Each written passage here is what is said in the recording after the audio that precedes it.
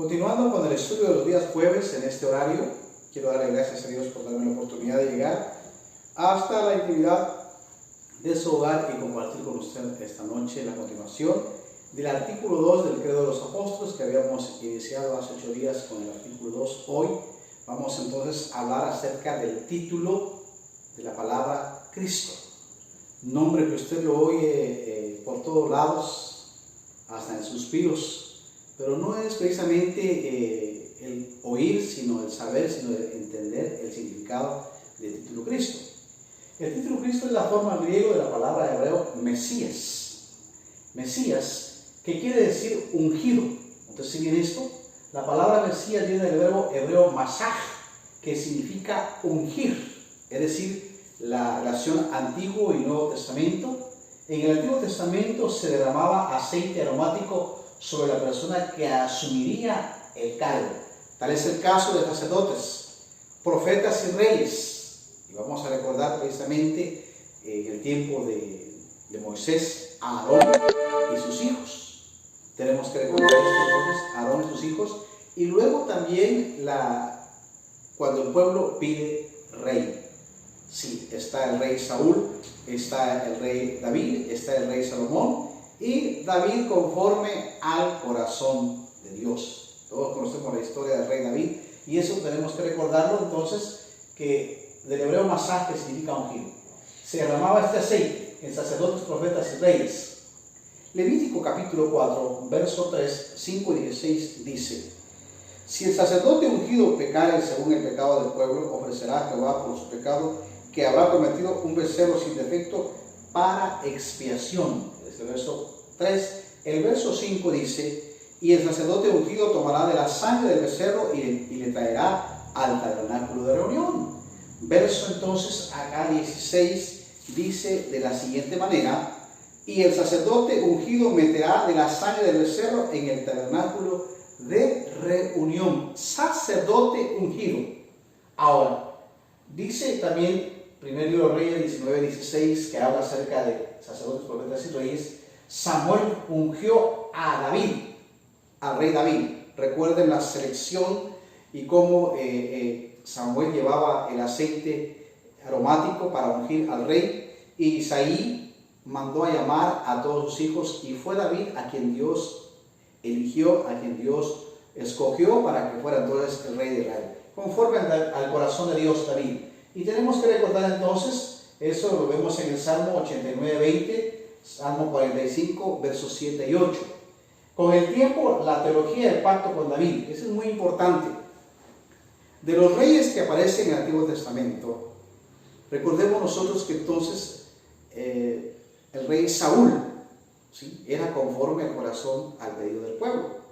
Y el pueblo pidió apariencia, no pidió humildad ni amor de Dios en el corazón del rey. Entonces gobernó al estilo materialista, sin entender su procedencia como rey. Sin embargo, fue respetado como un ungido. Y luego que el Señor apartó su corazón del rey Saúl, es decir, el rey Saúl con su actitud se alejó de Dios también, tenemos que recordar que surge el rey David. Samuel recibe la orden de llevar al rey David, precisamente a llegar hasta donde estaba el rey David y ungir.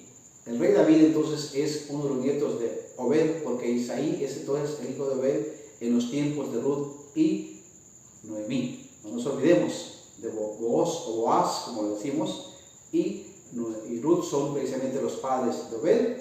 Obed es el padre de Isaí, Isaí el padre del rey David. Tenemos que recordar la descendencia en el Antiguo Testamento, y por eso dice acá: Samuel ungió a David. Con el tiempo, la teología del pacto con David es muy importante, esta teología, porque David significa conforme al corazón de Dios. Segundo Samuel 7, Salmo 89:3, se desarrolló de tal forma, dice, que se esperaba la venida de un rey eterno. Dijo el Señor: siéntate a mi diestra. ¿De quién habló? Decía precisamente el que iba, el etíope, acerca de quién está hablando, de él o de otra persona. Entonces, David tiene un significado muy importante, porque Jesús también es conforme al corazón de Dios. No te se viene esa palabra, teología del pacto de David. Entonces se desarrollaba de tal manera que se esperaba la venida de un rey eterno, alguien que gobernaría para siempre, curioso, porque después del rey David viene el rey Salomón. Después del rey Salomón ya no hay reinado más que hasta el día de hoy es un primer ministro en Israel. No se nos olvide, precisamente no existe ya más, porque antes de los reyes el gobierno era un gobierno teocrático. A través del profeta decía la palabra para el pueblo y el pueblo debía ser obediente a la palabra de Dios. Los sacerdotes eran entonces los pastores de aquel tiempo que guiaban al pueblo hacia Dios. Entonces, de esta manera se habla cómo se desarrolla la teología del pacto con el rey David. Se desarrolló de tal forma que se esperaba la venida de un rey eterno. Salmo 21, 4 al 7, 45, 6, 89, 14, 28, versos 36 y versos 37. Un rey justo. Nótese bien, un rey justo. De tal manera que el Salmo 2, 7, 89, 26 y 27, este sería el ungido del Mesías eterno, según el Salmo 2.2. Claramente el Nuevo Testamento dice que Jesús específico, dice acá precisamente, es el Mesías esperado, el Rey eterno ungido por Dios. Jesús es el Cristo. Mateo 16:16, Lucas 2:26, Hechos 2:36. Así que la relación de Antiguo y Nuevo Testamento.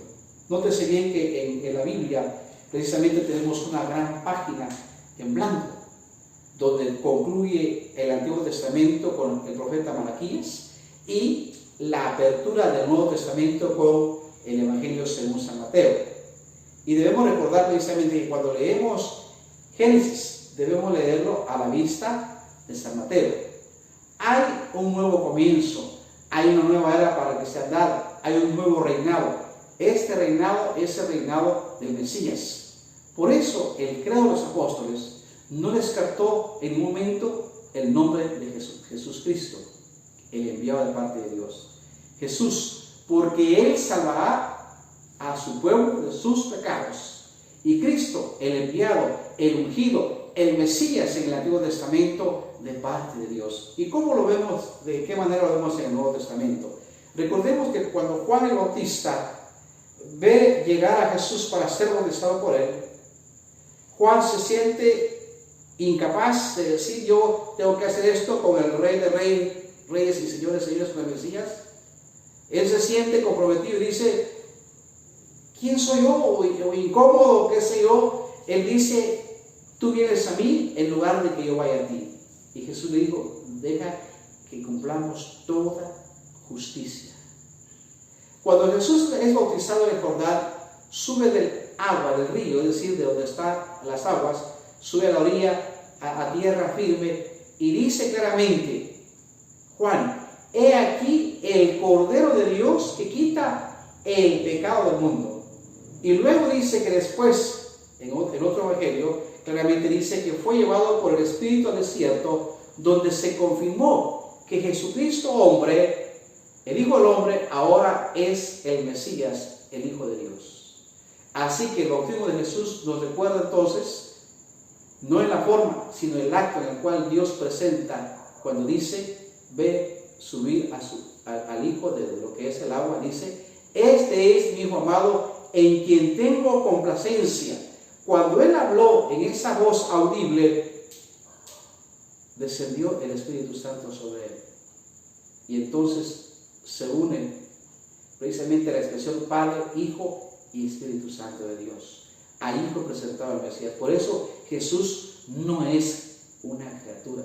Él es el Hijo de Dios que viene a hacerse humano con nosotros. El Emmanuel, el Dios con nosotros. El que viene a estar y a vivir con nosotros y a sufrir en carne propia. Es el que los hermanos allá en Filipenses capítulo 2, 5 del 1 del 5 dice, al verso 11 dice: haya pues en vosotros este mismo sentir que hubo también en Cristo Jesús, el cual siendo Dios no se aferró al ser igual a Dios, sino que se hizo, dice acá, obediente, se hizo humano hasta la muerte y muerte de cruz. Óigase bien, Él se despojó a sí mismo, haciéndose obediente hasta la muerte y muerte de cruz, porque el Mesías venía, el ungido venía de parte de Dios a cumplir el plan de la redención para toda la humanidad. Por eso el credo no lo descarta.